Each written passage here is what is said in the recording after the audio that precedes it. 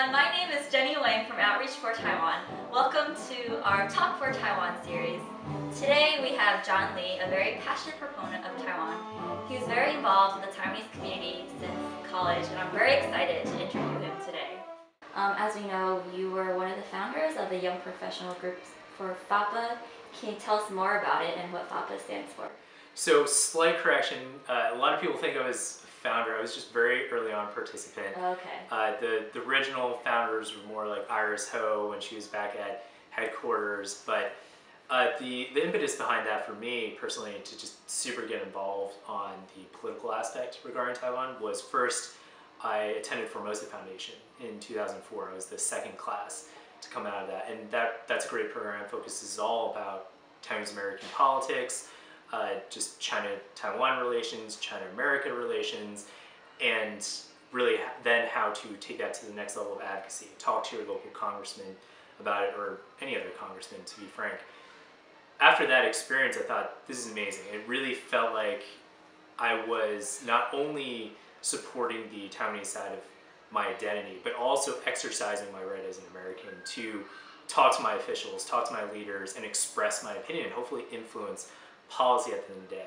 So after the Formosa Foundation, though, I noticed that there was no sort of continuity, like where else could you participate now? I've done that great program, but what do you do?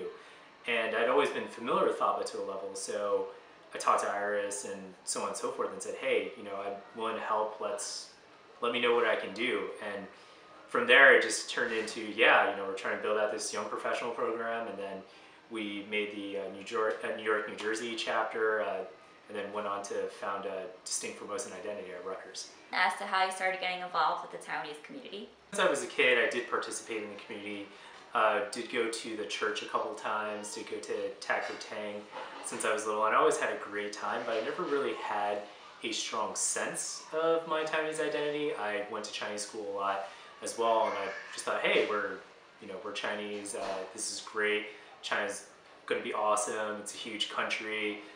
Never really understood the differences, really until college came about, and right before I started my freshman year, I did an internship at the Accounting Research Center at Rutgers, and a couple of my classmates, coworkers, were Chinese grad students, two from Shanghai or Shanghai, one from Beijing. And it was interesting because I was like, oh, this is awesome. Fellow Chinese people, especially straight from China, like we can talk about like how great China is and about the future and stuff like that. And when they found out I was from Taiwan, I noticed kind of the atmosphere had changed a little, and they started making interesting, weird comments to me. Some of the most interesting comments I got was like, the reason why you guys don't, or you guys meaning Taiwanese people, don't pronounce your Mandarin correctly is because you grew up without teeth. One day though, it all culminated when the fellow coworkers came in and sat me down, and they drew on a whiteboard a map of China and a map of Taiwan and missiles flying towards Taiwan.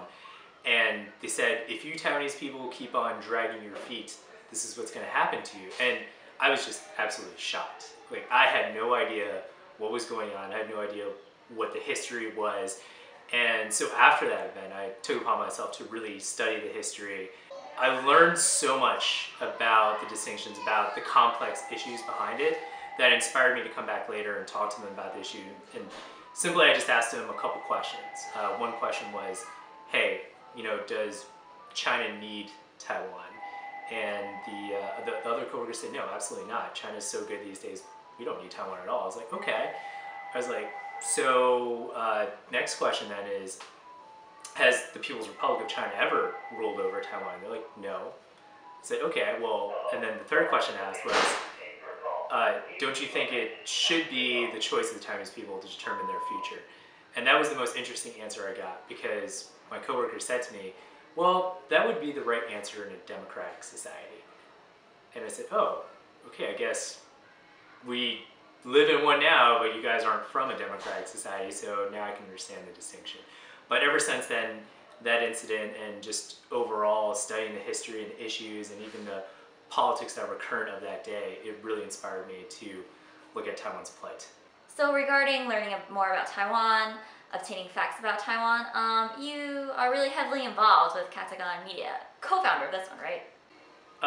Again, kind of with Ketagalan Media, yes, I am a co-founder, but the real, the real innovation, or the conception of this idea came from Ye. He and I go way back from college during ITASA days, and he's always been super passionate as well. And he was like, you know what? I used to work for a corporate law firm. I don't want to be a lawyer anymore. I just want to help Taiwan, and hopefully maybe we can make something lucrative out of this. And so I told him, I was like, hey, you know, Taiwan needs as much help as it can get on any sort of level.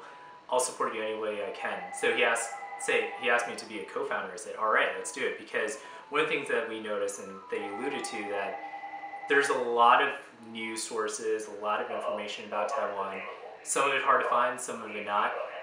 Most of it biased on both sides. And even then, I'm also going to say that, you know, Ketagalan, we are a media organization, but also focused on really exposing the issues going on with Taiwan as well.